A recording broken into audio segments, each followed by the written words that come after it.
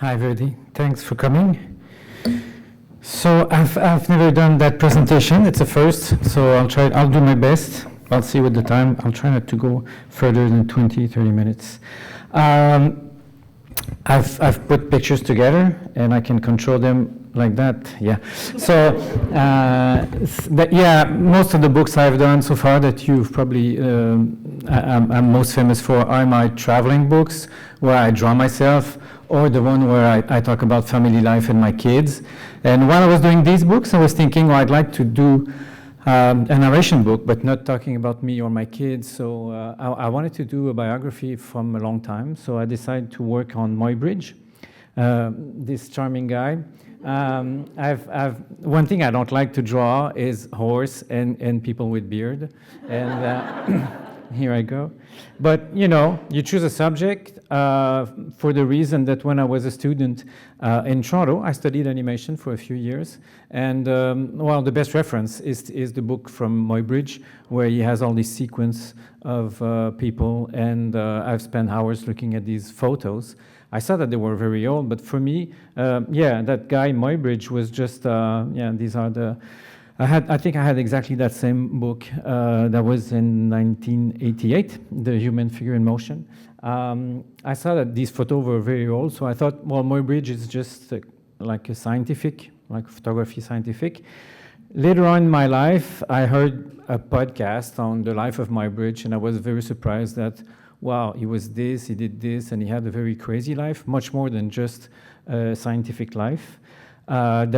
He worked right at the beginning of photography. He was linked with the richest guy in the United States at the time who built the train line, not from east to west, but the last part, the connecting one to the west coast, Stanford. And he worked on the horse. That part I knew because I studied on my books. And after that, there's a murder. So I always wanted to do a Western. I actually tried to do one, but my publisher, it didn't work with my publisher for some reason. And then I said, well, I'm going to do the Muybridge because, there's horse, there's weapons, there's a murder. It really looks like, and it's happening in 1850, that's when Muybridge arrived by boat. He's an English guy. And he said, I'm going to, go in the new country, try to do the best. I think he told to his mom, I'll be successful or I'm not going to come back, something like that. And he worked as a librarian because he was very into books. And he represented the old culture, like the English culture in New America. And he knew lots of things about books, but he wanted to go further than New York because he was a bit bored. And he thought, well, California would be a nice place. So at the time to go to California, it was before the railway was all constructed. You had to go. I didn't know that. I spent a lot of time doing research, you can imagine, for a book like that. I've read 3 or 4 biography on Muybridge. They were all in English. None of them were in French, which I thought was interesting because since most of my readers are French, I thought, well, they're going to discover about the life of Muybridge. And I was surprised to see that most of the pioneer, not just Muybridge, have been forgotten. Pioneer of photography, pioneer of movies. Who was the first filmmaker? Nobody knows this guy. His name is Wilkinson. Yeah, so he was with Edison, and he did the first movies, but we don't remember him. One day when he came back, he crossed the country. Instead of taking a boat, going to Panama, and then coming all the way up to California. That was a long process. He took the horse carriage, I think that's the word, and they had an accident, and he was ejected, and he smashed his head, and he had a coma for 9 days, and that's at that moment that his beard and hair became white in one night. And after that, he changed completely. He was kind of a serious guy, scientific. He was just a librarian, basically. And he wanted to be an artist, and he was very, people testify against him in court, saying that after that accident, he was very different. He was very, very angry all the time, somehow. He was not such a nice guy to to be around with. And I wanted to do a biography on Muybridge, but I wanted to expose, not talk about just the guy, but what happened around him, like all the situation. And he arrived at the time where photography was right at the beginning, so that's the daguerreotype, les daguerreotypes. So that's a French invention, and it was open source. Everybody could use it, and it was really working well in the United States. And people were taking pictures like that. And what I was fascinated when I did my research is when the people saw photography. It's hard to imagine today. We all have a photography machine in our pockets right now. That they would see a picture like that, and they would ask the photographer, oh, we can see them, but can they see us, while we watch the pictures? And they were asking to the photographer, if the person die, can we keep the photo as well? Is it going to stay? So I really like this kind of information because it gives a lot of context about what was photography at the time. It was just something very magic, basically. And I explained that in the book, and I explained what happened to Muybridge. And after that, he was trying to do portrait, but he was too tense just to do portraits with people. He had to go outside in nature. So he went to he became a landscape artist, and he went to Yosemite Valley. The valley, it was not a park at the time. I did that mistake. In the book, on the first version, I said the Yosemite Park. And someone wrote to me, said it was not a park in that time. So it was the valley. But I like when people write to me, and so the second version is always better. I don't understand. I don't understand the people that collects the first version because it's full of small mistakes. Yeah, you shouldn't keep that. And and his pictures are very beautiful. And I think he was make a living because he became the most famous. Photographer at the time for his scenery, and people. California was brand new at the time. It was in the '55 or something, and they just they fought against the Spanish, and they got California. So nobody knew about Yosemite, and he came back carrying 50 kilos of material because when at the time to do a picture you had to prepare the plaque with a technique called wet collodion. And then when it's ready, you have like 5 minutes to take the picture, and then you have 10 minutes to go. So they had to bring the chemistry lab, all the products in glass, and it was like, going around in these valleys with 50 kilos of material just to take these pictures. So he became famous for that. And he was one of the first one to go to the Valley of Yosemite and take these beautiful pictures. I was surprised to learn that. And I think he could have been known just as a portrait, not a portrait, but a landscape photographer for the rest of his life, just for that. That's the technique. He was carrying these things and taking the pictures. I go all through that in the book. And that's a portrait of him, self-portrait, next to this big tree. He looks like a very, very nice guy.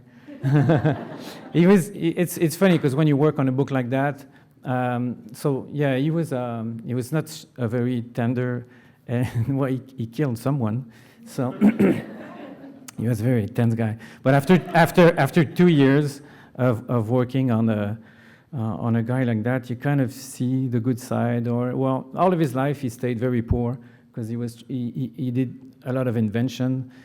Projections and his movements are incredible, but he stayed in a very humble apartment all his life, and that's him taking a picture. He must have had an assistant at the time to take that picture of him just leaning there, and this picture was used against him in the trial because he killed someone. To prove that he was crazy because he was hanging there and he was doing that. Well, he was just taking a nice picture actually. So these are the 3-dimension photography that it was very popular at the time. So you need to have 2 lenses to do that. We don't do that anymore. That's too bad. And so he was hired by the government to take pictures of the West Coast lighthouse. They're very beautiful. once again, you see that he takes silhouettes of two people just right there.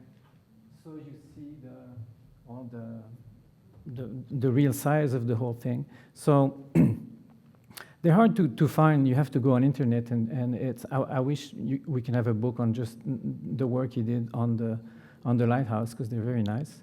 So that was his first job, kind of, and he was after that he was sent to Alaska as well. He was the first photographer in Alaska because United States just bought that state, a new state, and the journalists were saying at the time, believe it or not, you know, why do we buy that? I mean, if they would give it to us, we wouldn't even want it because it's just full of snow and nothing. So and now it's like the deal of the century.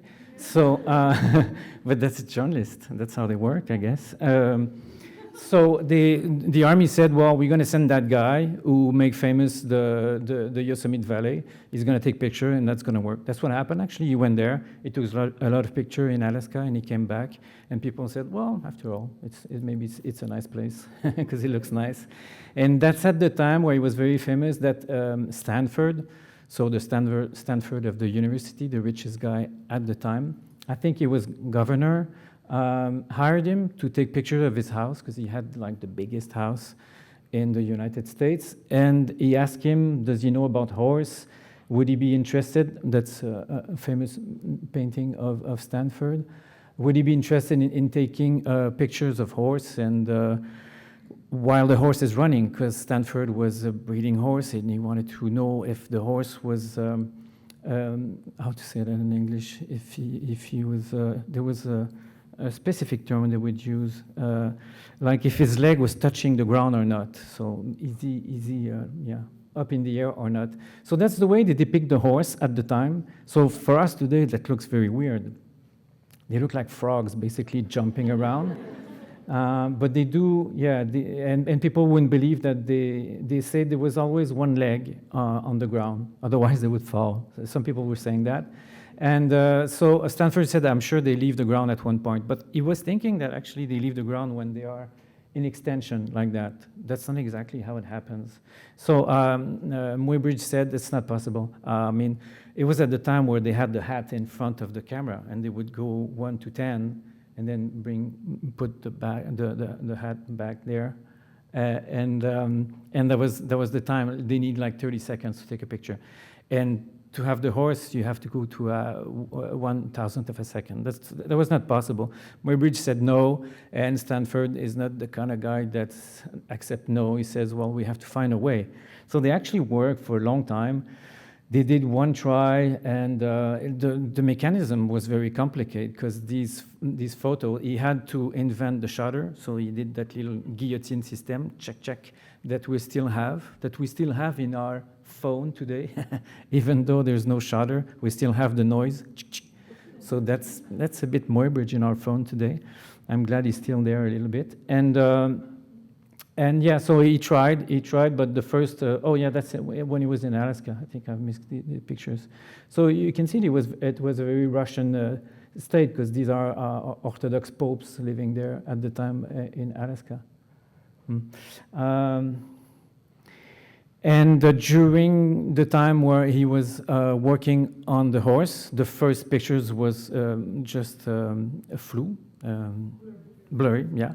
They were totally blurry, didn't work. So Stanford said, yeah, okay, we're in the good direction. Let's keep on working on that. And meanwhile, his wife had a lover, and the baby that was maybe his was maybe not his baby, so it's not his son anymore. So he went crazy, and he had a gun like everybody at the time. And he shot the lover of his wife, and he goes around the world after the trial because he was that's California in 1880. He was not guilty because he had a problem and he resolved it just a good way, I guess. So that's really the judgment. And when he went out of the judgment under the clapping of the people there. So it was crazy. And a few years after that, he went back and tried again. And he had that idea, and I developed much more in the book, where he probably got that idea of having a lot of cameras instead of one. They were super expensive at the time. But, you know, Stanford was the richest guy, so he just sent him the bill. We calculate today that to have that picture, so we see on number 2 and 3 that the horse actually leaves the ground, like he doesn't touch the ground. And that was the big question, and that was the answer right there. So to have that, it's like 1/10 of a second. They had to put little electricity in the shutter so that they go very, very quickly. And it's still a technique that we use today. So Stanford was like super happy because he was right. He was always saying that the horse was leaving the ground, but he was thinking in extension, not when they regroup. And people were looking at these pictures. Now we are very familiar with the movement of the horse when it's in slow motion. And Muybridge printed these images, and he made a lot of money because people were fascinated by the movement. Because for the first time, we could see something that the eyes couldn't see. So that was when the photography became a very scientific object, kind of. But he was using it in kind of artistic way as well, because these pictures, they always look nice to me. They have an artistic deepness to it. And yeah, so Stanford was very happy with that. And we calculated today it would cost $1 million just to have that picture because of the camera. You need to have one guy to prepare the plate, and so you have 24 cameras. So you need 24 guys preparing the plates, going there, taking the pictures, and hopefully it works okay, because sometimes the horse was going crazy. And then when it's gone, they do all that. So it took a lot of time and a lot of money. And that's the result. And so Muybridge, he did some, after doing these pictures, he put them into a machine, and he had that projector. And that's what I found when I was working on his life, that he actually did projection and presentation just like I do, but he had that little machine, and he would show the horse just one image like that, and then he would go click, click, click, click, click, and it would start to move, and people would go, wow, because they've never seen that before. So it was very, very popular show. He went around the world, in Europe and in America, and he made a living just with that.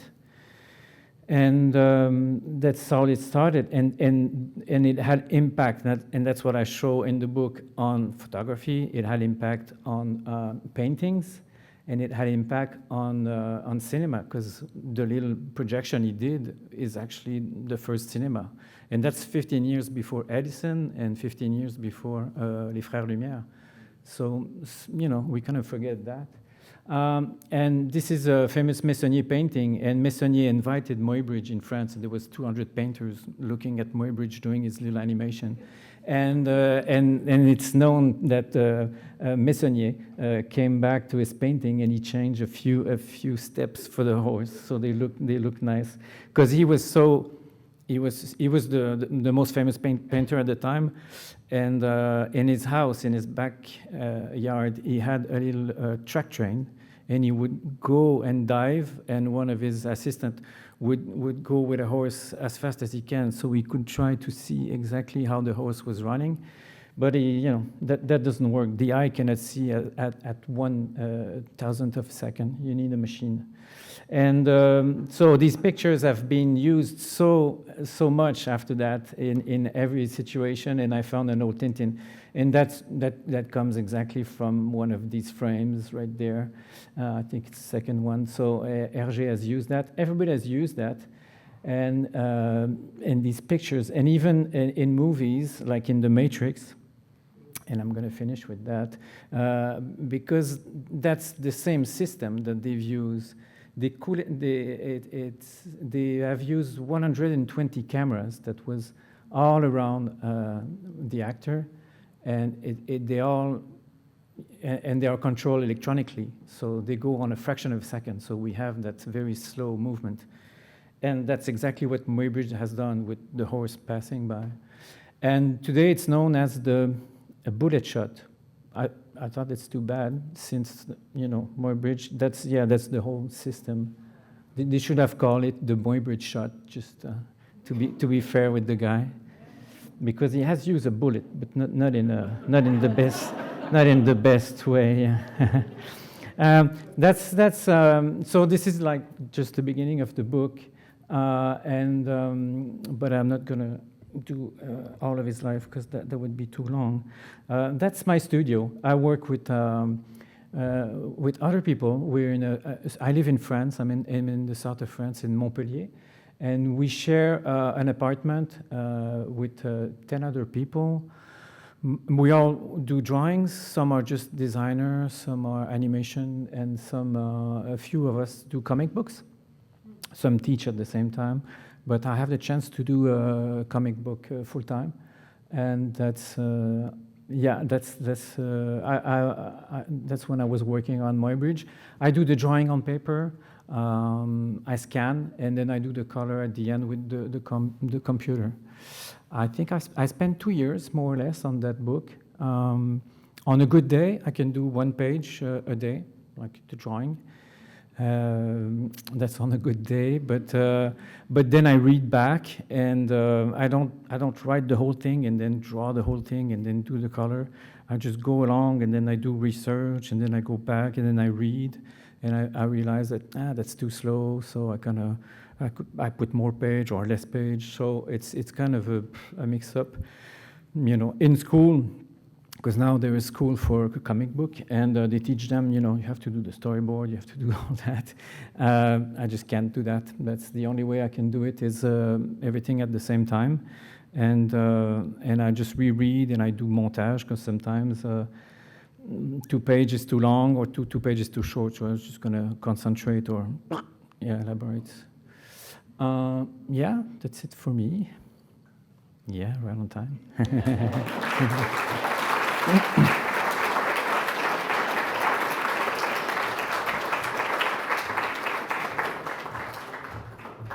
Thank you, Guy. That's wonderful. So now, let me introduce Dorothy Woodend. So Dorothy is the culture editor of the Taille and a renowned arts and culture critic. Her writing has received numerous awards, including the Max Wyman Award for Critical Writing in 2020, as well as a silver medal for Best Column at the Digital Publishing Awards in 2019 and 2020.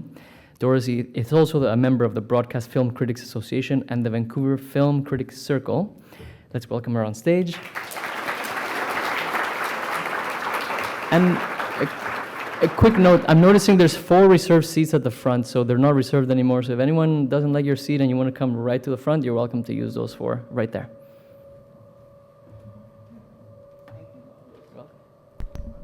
Thank you, Jorge. Can everyone hear me okay? I think we have to hold the mics right up to we basically have to be making out with the mic the entire time. So if it gets a little lewd, just let me know. Pull it back a little bit.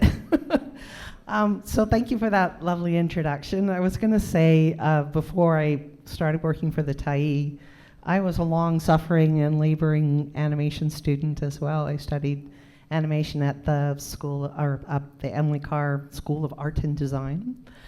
And I hadn't actually thought about Muybridge since that time, so it sort of all came flooding back when I read your book, because any animation student, or almost every animation student, has a copy of that book, and you study it really religiously in order to kind of understand movement.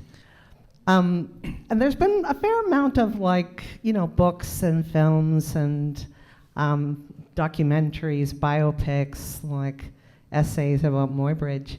So there is a fair amount of content about him. But the thing that I think appreciated about your book was that it was really funny. I think you found a way into his life that I actually hadn't seen represented before, that there was a real lightness and humor interjected into the story that kind of leavened up some of the darker chapters of Muybridge.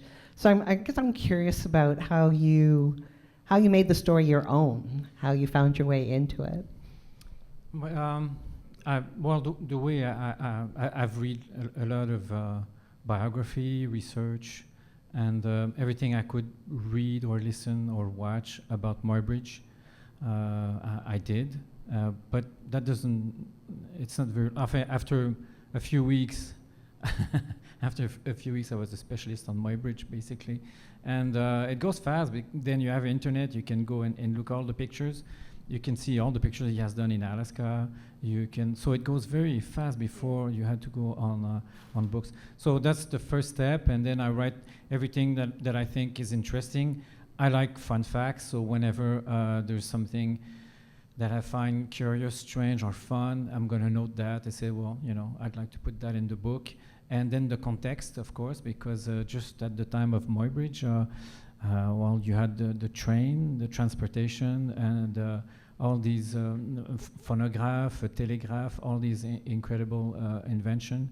So I wanted to show the context a bit and mix all that together. But I guess the fun part comes kind of naturally, because when, there's, for example, the trial. Well, okay, he kills the lover of his wife. Well, that's tragic, but then the way you read the story or the way I convey it, well, at the end, people are clapping because they just believe that he's not guilty. And he says, if at the end of his life, they asked Muybridge if he had any regrets about killing a man, and he said, I regret just one thing, that he didn't suffer long enough. So yeah, but it's funny somehow. People depends how you tell it. Yeah. But I guess I like it when it's on the funny side. Yeah. Yeah. Well, I'm not. I think immersion with one person in particular like that over a period of 2 years, like you must just kind of feel, I don't know, suffused with Muybridge. Yeah, I didn't grow a beard as long as that, but after the end of the book. It's strange because he's not a very nice man, but there's a few things about him that I really like. Like he was always very humble and very poor. He ended his life with his cousin in his house back in the south of London with no money. He gave everything to that small museum that now is the Muybridge Museum. So he has some nice side. Yeah. And when you were researching, did you have access to the original images? Yeah, quite easily actually, because they're in the California State Library or the Congress Library, and it's all in open source. You can use them. So I was always referring to them. I didn't plan to put the picture, the photo in the book at the beginning. I thought I would redraw them, but then I thought, man, what's the point? Because people are going to go on the internet and take a look at the real picture.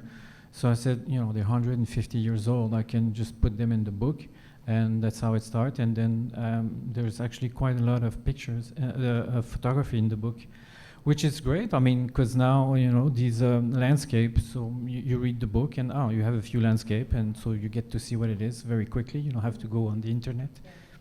Well, that part I actually didn't know about him, because I knew a lot of, the movement studies and, of course, the very famous horse, but I didn't realize that he'd actually had a career prior to, his hooking up with Leland Stanford as primarily a landscape photographer. Yeah, they worked for 10 years. Yeah, and before that's why he asked him, because he was the most famous photographer at the time, and he was the richest guy, so he wanted the best. And he asked him.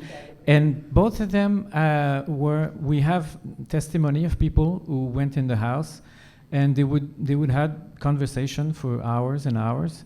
Well, actually conversation. Stanford was known to be very cold and not talk in front of people where he was supposed to talk, so they would feel very, very strange.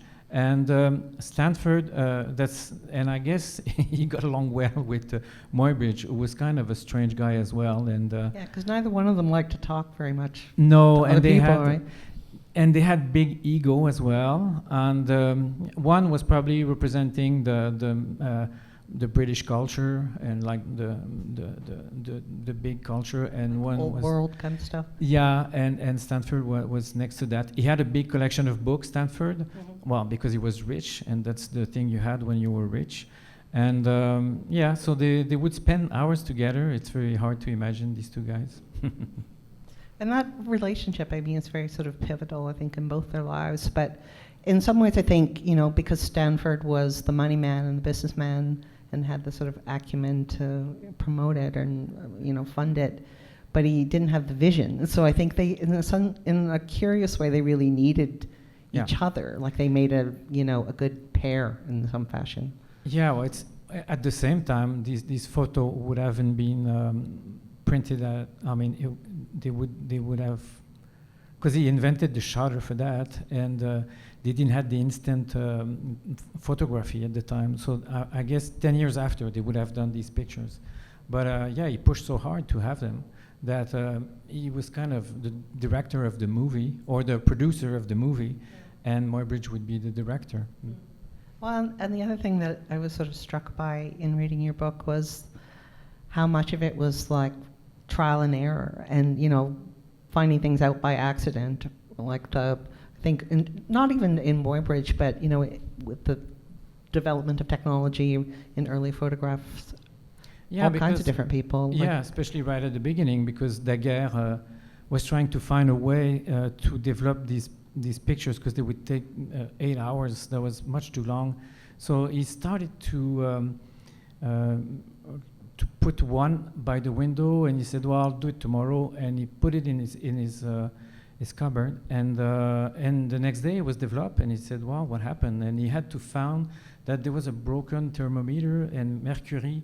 So the vapor of mercury was helping to develop the picture, and just because of that, this became like one of the best, like one of the biggest inventions of the time. Yeah. I mean, but so much I think of that period of time, because as much as it's about Muybridge and photography, it's also about that period when there was just kind of seismic change happening in terms of the development of the railway, the development of the telegraph, the beginning of electricity. Yeah, and between Edison and Tesla. So all these in the very, I don't know, does everyone have?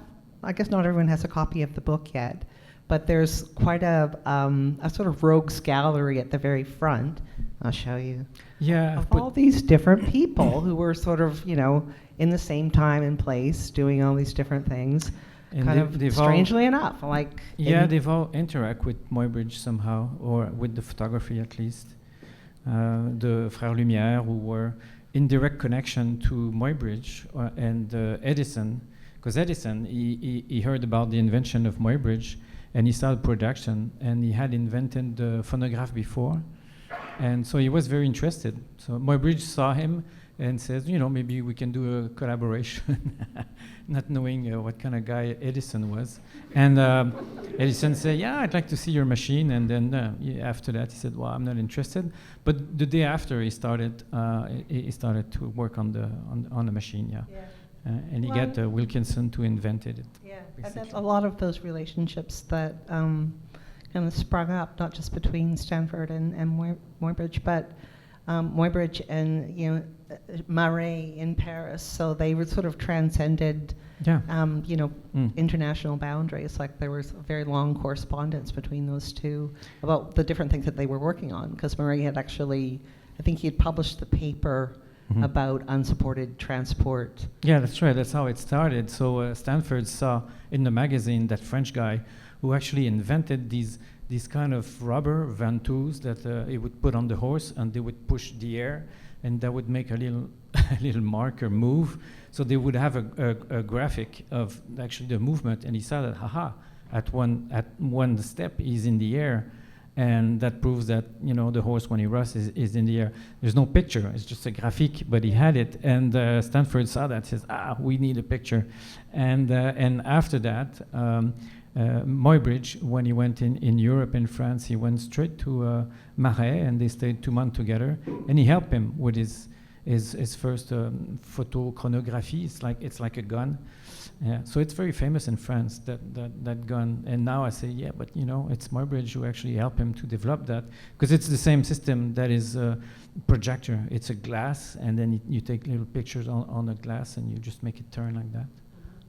So it's all connected all the way to Les Frères Lumière. So and then you have Edison, who copies the system of Muybridge, or is, I'd say, influence. And the Lumière do the same thing. They open up one of the machine by Edison, and they say, oh, that's very interesting. And then in one night, Louis Lumière said, well, we should use a sewing machine, because the sewing machine has a movement that is a saccade. And, you know, in one night, he invented cinema. Yeah. Well, there you go, the invention of cinema. Well, yeah, Louis Lumière had a crazy life. I mean, at 17 years old, his father was a photographer, and he was preparing the plaque and all that, and that's very tedious. And he says, we should do a dry plaque. It would work much better. And at 17, he had just a few chemistry, I don't know, and he did one. His father used that, said, that's great. And he was selling it to his friend, photographer, and he said, well, we have to really work on that. And they opened up a factory. It was very successful. Yeah. When I was studying animation at Emily Carr, we had these ancient camera stands. I think they dated back from the 1920s, maybe even 30s. So they were dinosaurs. They were huge, but they were, you know, mounted in the Portman and the Stedman, I think. So part of my job, I was a studio monitor, was to unload all of the footage that people had shot throughout the week and then send it to the lab to be developed. And you had to black bag it the whole way, so you'd have to turn out the lights in the animation camera room and then put the film in a bag so that you were sort of doubly in the dark, and then feel your way to basically unloading the film stock. So it was a bit nerve-wracking because you were sort of dealing with everybody's work for the week, and if you exposed the film, then they would kill you. That would be the end of you. But and again, it sort of takes you back. I mean, that wasn't, I guess that was 30 years ago, so it was a bit of a you know, but we were still shooting on 16 mil and, you know, cutting on a oh Lord, I'm trying to remember the Steenbeck. editing. Yeah, Steenbeck. Yeah. Yeah. When I was a student in animation, the first animation we tried was on 16 millimeter film, and then you had to do a little loop, and it would work on a machine like that, and you could watch that. It was very nice to try that, and then digital camera came in, and they started to shoot with that, and it was much faster, of course. And the teacher was saying, to be a good animator, you need 10 years of working. Of course, when you have to film, and then you develop, and then the next day you see what it looks like, and then you say, it doesn't work. You need 10 years, but nowadays when you're on Flash, and then you do a little animation, it looks weird, you can change very quickly. It's much faster. It just makes you realize, I think, how quickly technology changes even within the span of your own lifetime. Yeah, but I'm glad I tried. When I was a teenager, my brother was doing photo, and he had a little lab, and I did that too. And the feeling to have that piece of paper that you shake in the chemicals, and then the photo reveals, is a lot of fun. Yeah. It's a lot of fun. And I know now the young people, a lot of them go back to that, because I was in Montreal or even here, and there's and you have people that just sell these chemicals now, and then they sell the paper and it's exactly the same machine I was using. I'm not surprised. Well, I'm surprised a little bit. And even some of them go back to wet collodion. I was talking to a guy, he says, I do that. And I do wet collodion. That's unbelievable. Well, there's something I think about the tactility of dealing with real materials, right? Because you stare at a screen for so much of your that's working right. life. And it is a lot of fun when you're in the black room, and you have the image, you see the image reveal. Yeah, that's it's really magic. Yeah. Mm.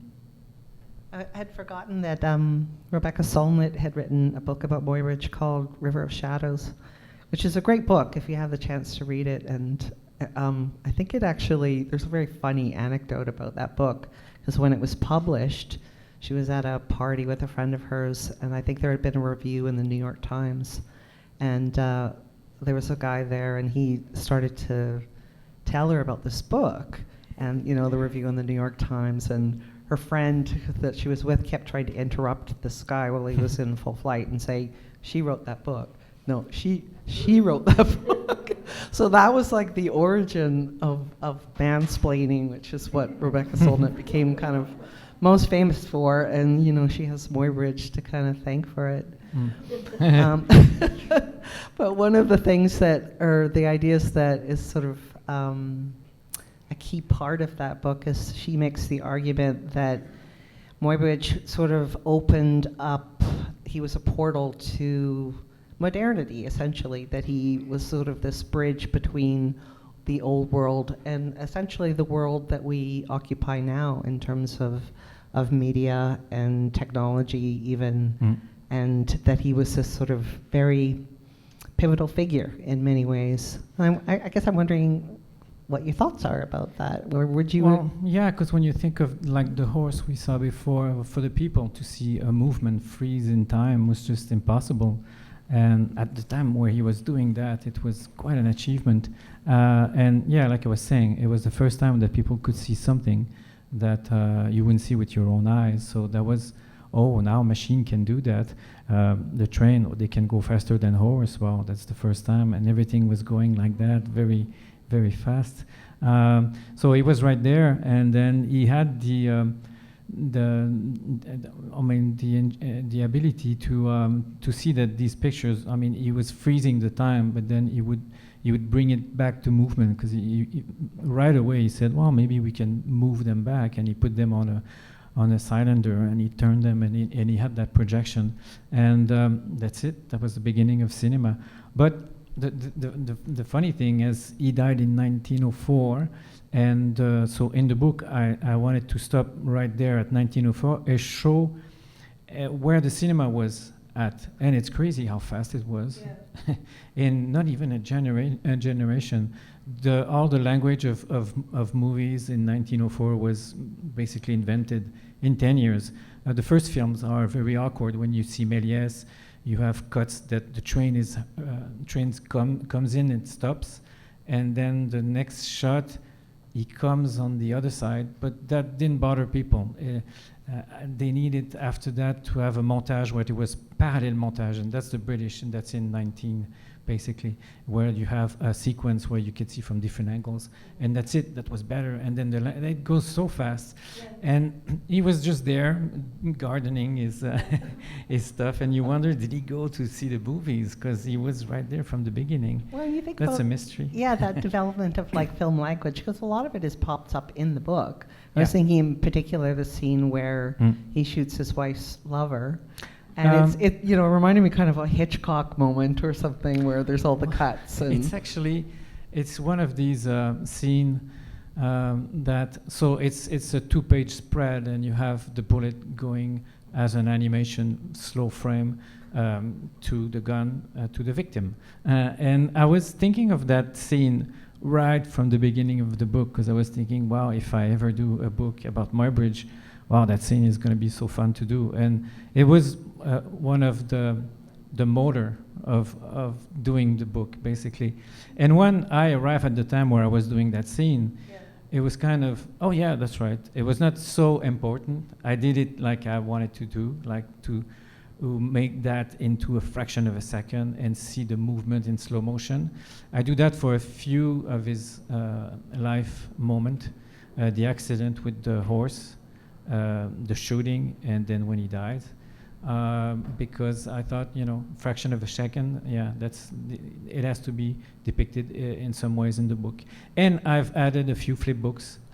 So when you turn the book in a few pages, there's actually 2 or 3 books. I didn't actually find that, I'd read the book a couple of times and didn't notice until, maybe the 3rd or 4th time. Yeah, I was looking through it. Why is there round pictures on the side of the... Why does he? So there's a flip book animation of the horse and then of boxers as well. Yeah, I didn't plan to do it, but when I was doing the drawing of Muybridge for the first time, he's like that, and he's showing, because he was quite a showman. Actually, he was on everyday life. He was very quiet, but when he was doing his projection, he was like a comedian, basically. And so he's like that, and he shows, and then that's in the corner of the page. Where I thought, maybe I can do a flip book. So all the page after, when you flip, you can see the movement. But I've done all the mistake possible to put that in the book, because I've put the page on the right side. So after a while, I said, well, wait a minute, because we're going to flip like that. It fits in the middle. That's never going to work. And then I move it to the right side. And then I was watching all the page on my computer, so it works. And then I realized that, it has to be on odd numbers, because if I do it on every page, that's not gonna work at all. So I changed it again, and every time it was so complicated. But finally it worked, and I like it because when you see, when Muybridge was showing cinemas like that for the first time, people were going crazy because it was the image of the horse. They've seen movements before, but they've seen it in flip books and Lanterna Magica, who had little tricks like that. So it was not exactly the first time they see movement, but it was going back to the beginning of movements, which is doing flip books. And the funny thing is, on paper, it's 2-dimension, and you can fake the 3-dimension with perspective and stuff like that. And it is still we're used to that, but when you do drawings, it's quite something, and it's still for me a bit magic. And on top of that, if you have a lot of pages, you can flip them, and you have the fourth dimension, 1, 2, 3, and you can add the movement. It's crazy, and that's just in an old book. That's fun to do. Did it make you miss your days of animation? Movement and storytelling all together. What's interesting to me too, because he came from, in that grand tradition of English eccentrics, but he came from, a time where I think his family worked on, they were barge people. Yeah, so right. And the fastest way to actually get someone a message if you wanted to, load up your barge was to use a passenger pigeon. And that was like the limit of technology that was available when he was sort of coming of age. So the fact that, he would become this, in some ways kind of a radical figure is an interesting aspect of his life story. But how much of that is due to, him getting thrown from the stagecoach and landing directly on his head? What do you think enabled him to sort of be the visionary that he really was? This part of his life we don't know, and I don't like to put fiction or to invent stuff, so I just stick with what I have as information. I was in contact with the curator of the museum in London, and once in a while I would write him a few questions or phone her. And sometimes she said, we don't know that part. So sometimes you can deduct, and for me that's okay, because he was probably there, they do that. But when he was young, we don't know where he actually learned how to do a photo. He just came back from Paris, and all of a sudden he knew how to do photos. And while he was in London, he opened up a bank. So he was more of a that failed. That didn't work, because the crash in 1929, not in 29, but there was a crash, and everything was bankrupt. But he tried a lot of things. He could have been a banker the rest of his life. But when he had that accident, apparently he had to go outside on nature, and just taking pictures of people and ask them to stay still was driving him crazy. Mm-hmm. And I want to take mountains and trees and all that. And nobody was doing that at the time.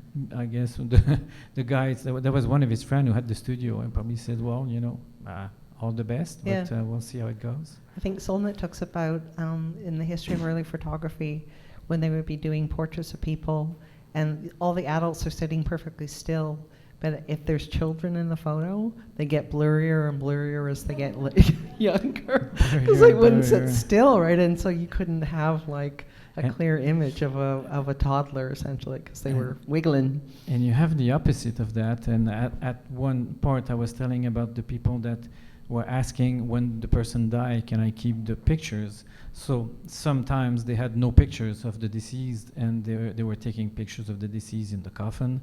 And then it evolved, and some photographers were just doing that. So they was called post-mortem pictures, and they would take the corpse and make him sit. And he would, and sometimes it would be the infant or the children. So there's one pictures where you have actually the two adults, and they have their daughter, and she's still, she's perfectly, and the two are a bit out of focus because they probably moved. So that's just the opposite. So the dead people are very good subject for long exposures. They're very still. And there's quite like some, pretty shocking photos all the way through. One of which is this poor donkey that gets dynamite strapped around its neck and exploded, essentially. Yeah, I was doing research on instant photography just when they invented these plaque. How do you say plaque? So it's like the negatives, instant negatives. And some guy from the army said, well, okay, we're going to try that new technique. And they had a donkey. They put dynamite, and they connect the dynamite and the camera to electricity connector. And they just, boom, explodes the donkey in the middle of a field. So you have that picture in black and white. Well, it's kind of sepia, so it looks nice. And you say, oh, that's nice. And then you see, what the hell is that? Because you have like an animal with 4 legs, but there's no head. And then that's the picture they took, and they put that in the scientific magazine saying, wait, it's instant photo, that's great. And they got so much trash from people saying that's so cruel, and they said, well, he was about to die anyhow. So, but yeah, I just saw that picture thinking, what is that? And I said, well, that would be interesting. Well, it's a fun fact. And I said, well, I want to put that in the book, that's for sure. Yeah. Surprise, in the middle of the book. Yeah. Well, there was, animals. I mean, not that none of the horses were harmed, but I think it was in the World's Fair in Chicago when Edison and Tesla essentially were in the middle of their current war, and Edison, being the jerk that he was going to show that his version of current was the more safer option. So he electrocuted all kinds of animals, like including an elephant. Yeah, bigger and bigger, because he wanted to show the people that he had electric current, and the rest was. So Tesla had the what is it? Le courant direct, alternative current. Yeah.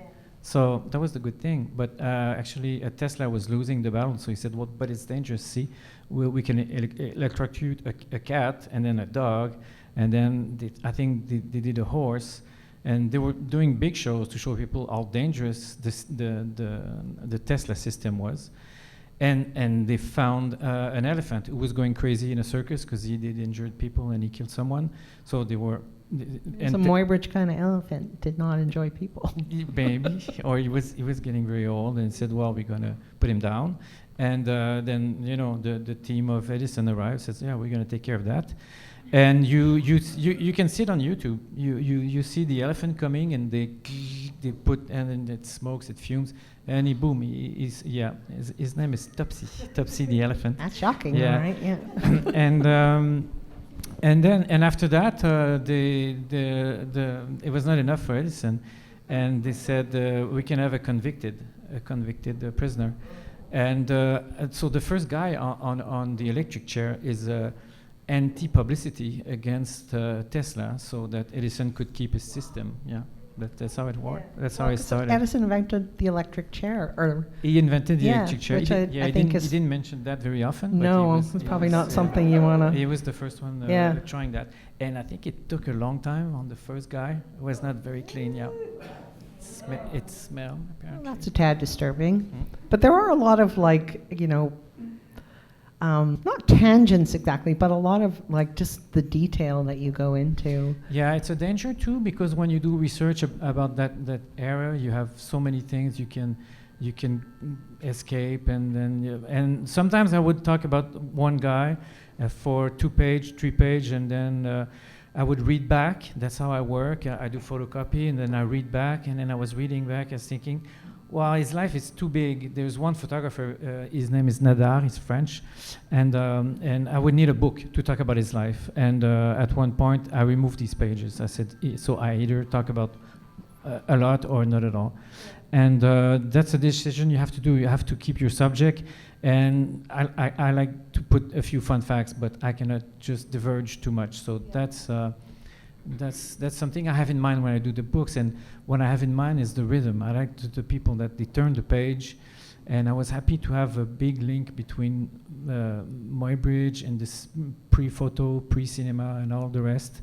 And yeah, the continuity and the reading. So when people say, I've read your book, in 2 hours very quickly, I say, well, I've spent 2 years doing it. But that's fine, that's fine. I did a good job, but that's okay. No, it's a compliment, yeah, no problem. I love like all the sort of little embroidered details, like when Muybridge goes back to England after he has the accident at the stagecoach and is cared for by a doctor who might very well have been Jack the Ripper. Yeah, he was actually in the 50s, all these people that are mad about Jack the Ripper. One of I think that's in the 80s, one of the strongest hypotheses at the time was the doctor from the Queen. And that's the same doctor. And the book From Hell, Alan Moore's book, and that was a good film as well.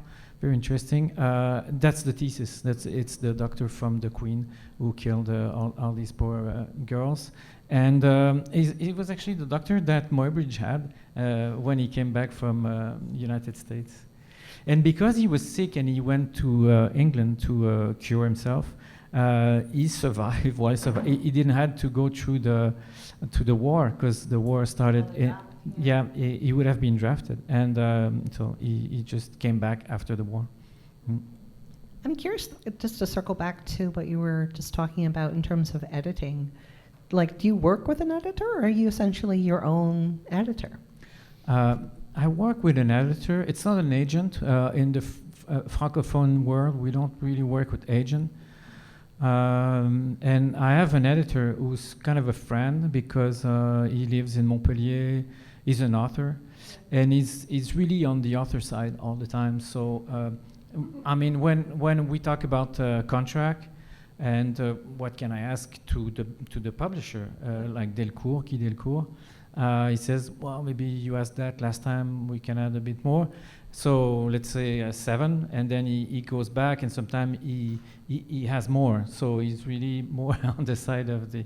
So it's very comfortable. So he works as an agent just for that part. Yeah. Other than that, he reads my pages. I send him the page, and he does a few comments here and there. But he's very busy, so he doesn't have much time to reread the stuff. But that's okay. I have other friends that reads my book. That are my beta tester. I mean, so I know them very well. I'm not gonna read. Take their critique. I can take their critiques, and I know what some of their critiques are, and so I know where they come from, and I know that that's his thing, and that doesn't apply to the rest of the population, kind of. Well, because I want to have like a general point of view, not just a book for him. So, but he reads it all the time, and a few of my friends like that, and I like that. Now I do that a lot. When I was younger, I was not using anybody. I was the best. It's just I don't know. I was not thinking that, but it's just I thought I can do it. And now I really enjoy the have critiques saying, well, here it's confusing because we read this first, and then we think this is, and then okay, I have to work on that. I mean, it's natural, but I was not doing that before. Yeah. And so many of your previous books have been, primarily sort of travelogues, but autobiographical as well. And there, you introduce yourself into the book in sort of in moderation, I guess. Like, was it interesting to sort of move from more personal to material to something that was ostensibly, a biography of another person?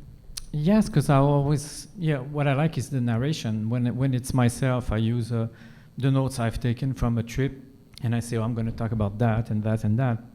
Everything that's funny, weird, or a bit interesting, I'm going to put that in the book, and it's going to look like a big, long postcard that I would send to my family to say what I've lived when I was in Jerusalem or in Burma or whatever. And that's how I work, and it's the same technique I apply, but except that the information comes from the biography of Muybridge, and I say, oh, this is interesting, I need to put that in the book, so it's just storytelling. And I've always wanted to try to have another source of material information than myself, because I was, I'm probably going to do more because there's a few people. I said, oh, that would be a good story. That's the main thing, why I choose Muybridge. It's because it's a good story. Yeah. That's basically, that's all it is. There's a few out there that I'd like to do, but since, there was a murder, I thought, I like that one. You always got to have a good murder in the It's middle. crispy. It's croustillant. Well, I think the development, the early days of cinema are so riveting, right? Like you realize there was all these different things happening in different parts of the world. So when they were doing, fairly kind of conventional setups in North America, over in Russia, Eisenstein and Vertov, they were basically creating, film grammar, and then that sort of like international sort of flowing out of all these different ideas being taken up in an age when communication was not as immediate as it is now.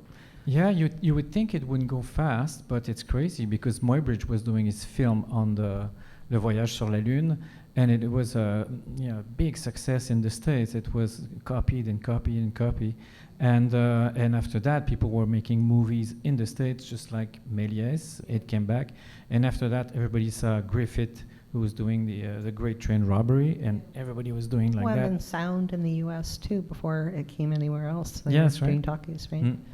I guess I'm kind of curious, like if you had thought about making it as a film as opposed to.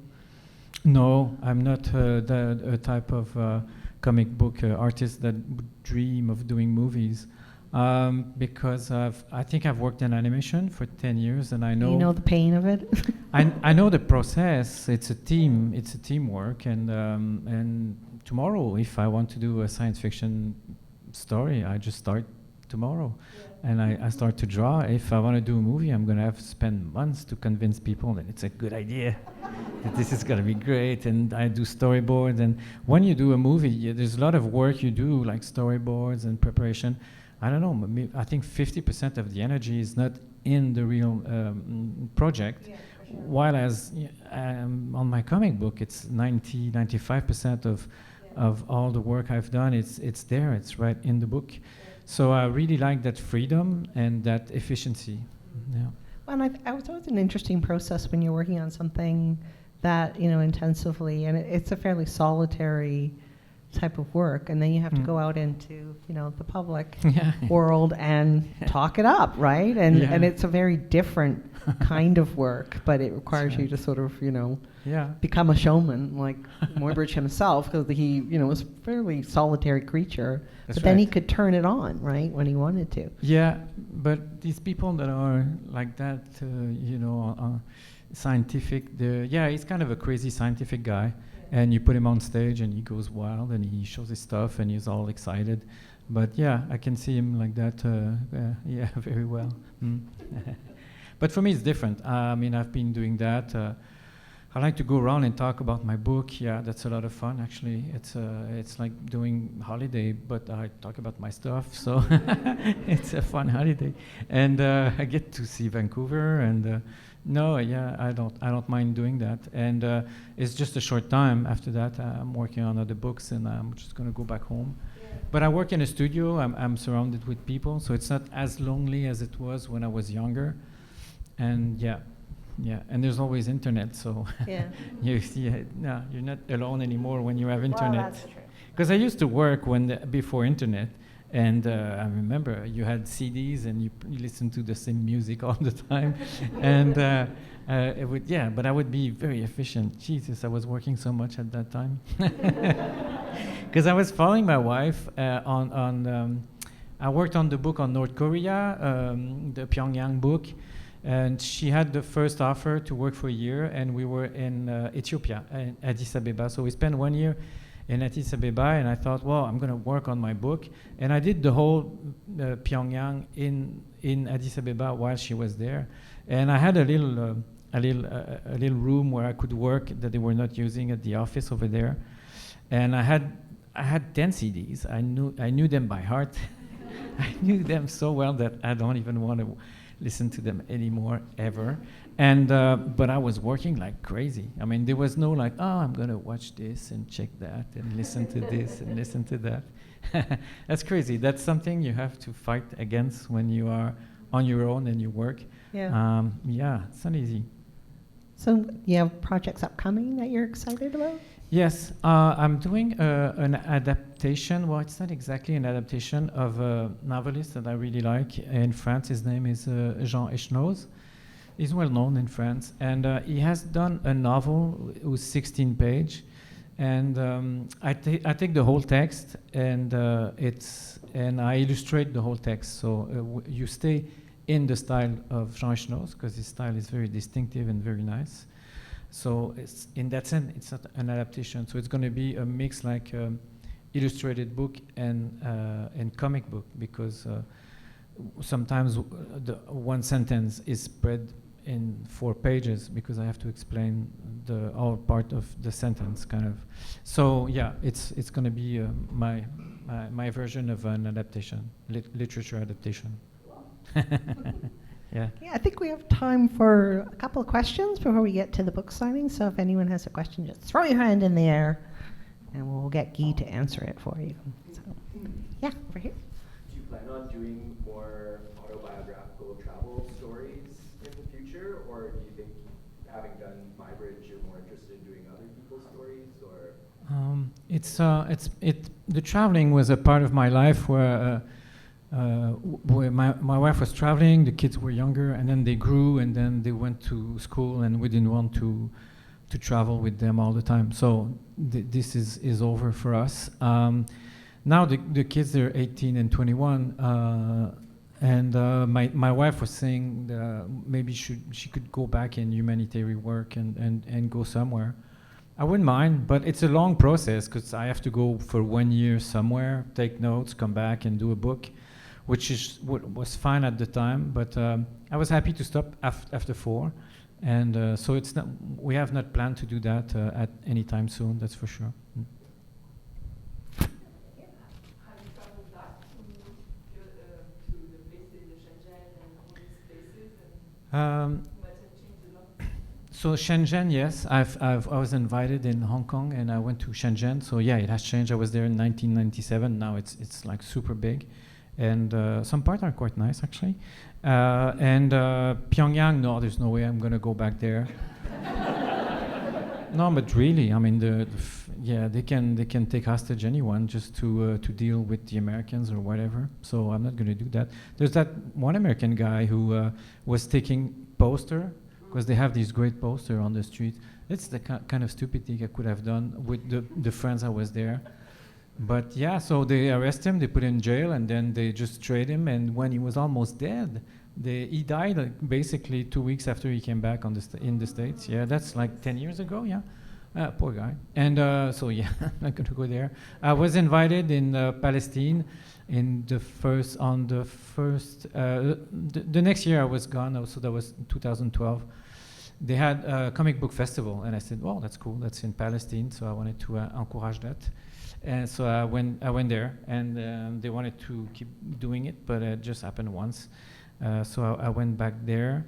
And Burma, I didn't have the chance to go back, but that would be easy to, well, nowadays, maybe it's complicated. So I was invited once, I couldn't go, but yeah. I've been translated in Burmese, and people like the book there. I think they like the book because I talk about everyday life in Burma, well, at least in Rangoon, and they don't have that very often seen from abroad, so they really like the book, yeah. Okay, I think we want to have time for book signings. Jorge's getting, oh, what are you saying, Jorge? One more question. One more question? Okay, we have time for one more question. Okay, you, sir. I don't know if you talked about it already, but how did you get into doing autobiography initially, as opposed to some other subject matter? At the time, I was in a magazine called, by my publisher called Lapin, l'Association. So it was a magazine of comic book with all sorts of artists working in there. It was a very exciting time because you could see a lot of experiment. And at one point, there was a lot of autobiography. And I think they even had one special number where everybody was just doing autobiography stuff. around some place in Paris where they go underground in the catacomb. So everybody was talking about their experience in the catacomb in Paris. I've never been there, so I was not in the book. But I thought, well, that would be interesting to try that form of narration. And when I came back from China, I was taking notes while I was traveling, because I have a very bad memory. And the traveling I had done before, I kind of forgot all of it.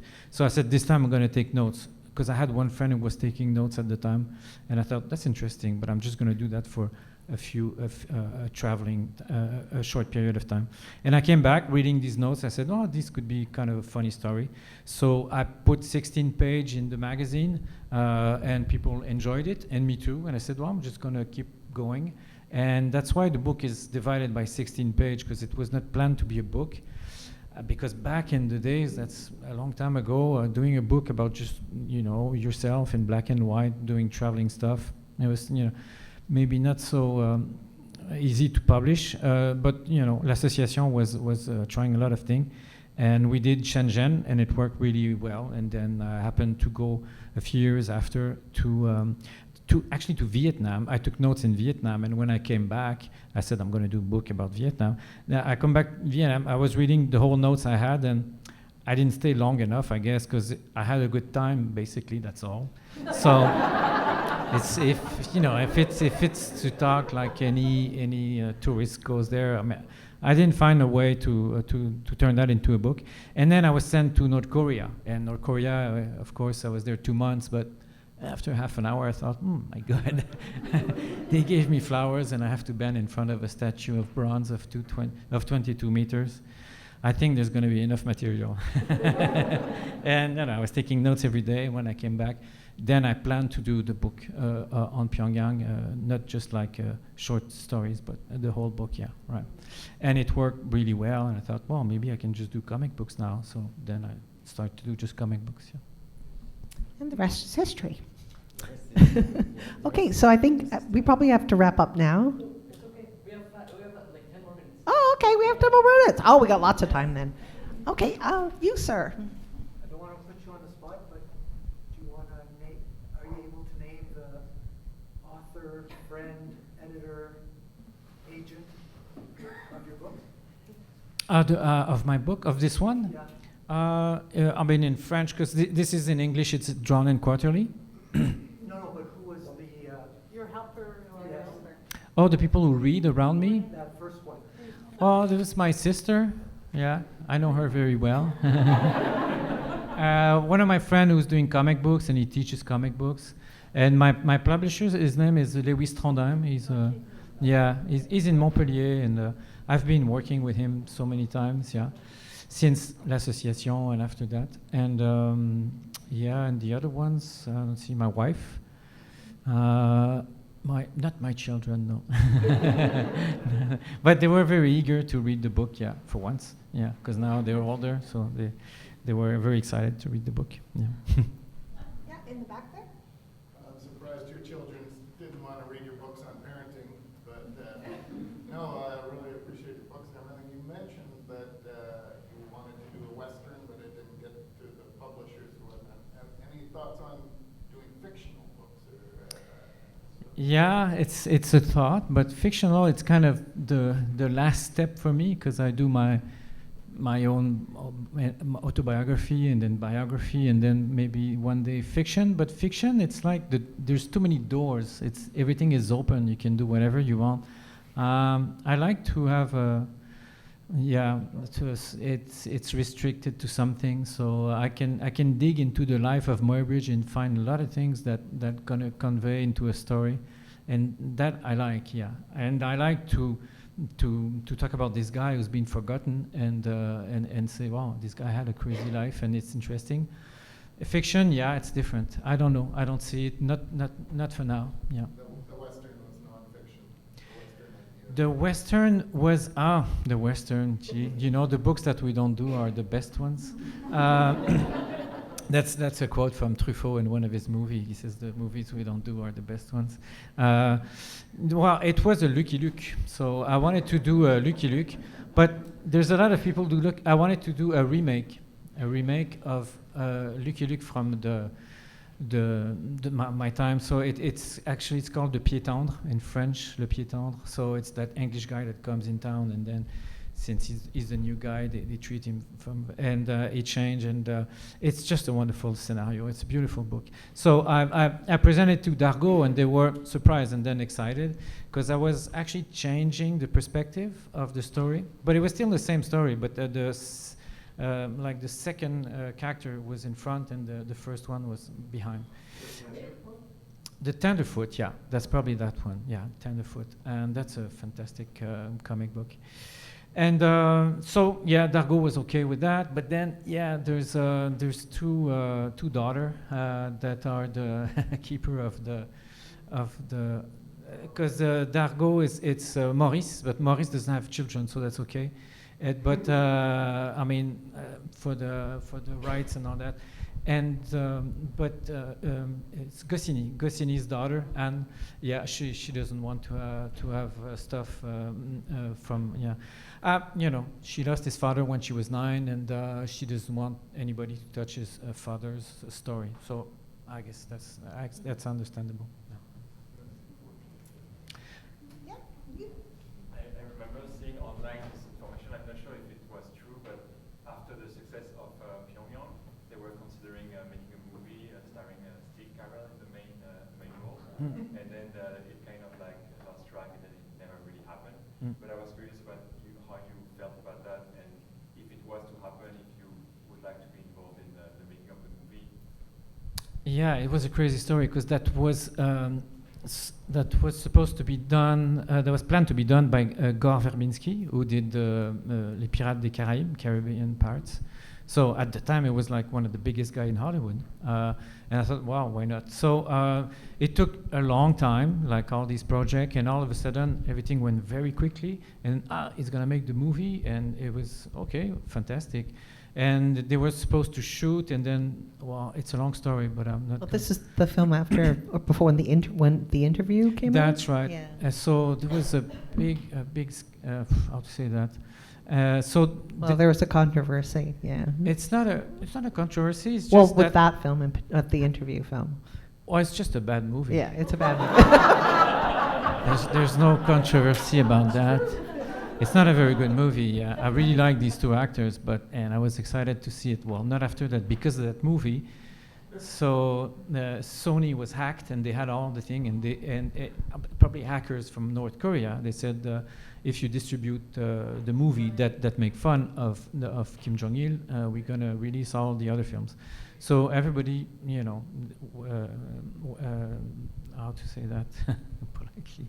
So that didn't work, and everybody who had to do something with North Korea canceled everything. So Gore Verbinski's film, who was supposed to be shoot 2 weeks after, it was all of a sudden gone. So, you know, I thought, well, that's going to be a lot of fun, because there's Steve Carell was there. They changed the scenario a bit, because Steve Carell was accused of being a spy and thrown into jail. So, so it would have been like an action movie. I don't know, but they pimped it up a bit. And but me, why not? It's a movie, so it's an adaptation. It would have been just fun to see. So yeah, I dreamed of it for 2 weeks, and then it was gone, and it was just too bad. So well. Okay, we have time for one last question. Is there like a community of comic book writers or graphic novel writers? Do you exchange tips, news? Not exactly. We see each other. I'm with other artists in my studio, so I like to go and see what they do and how they work. But it's not like reunion where we exchange tips, because we all work and do our stuff. And I really like to go and see someone like a friend in Paris, and see his studio, and just because I just like to see the other people's studio. It's a lot of fun. But yeah, no, there's not like a community where we exchange on exactly. Okay, so we're going to get to some book selling. This is a fabulous book. I'm a huge fan of your work, so this has just been an Thanks enormous pleasure. So thank you, Thank Guy. you. Please join me in thank you.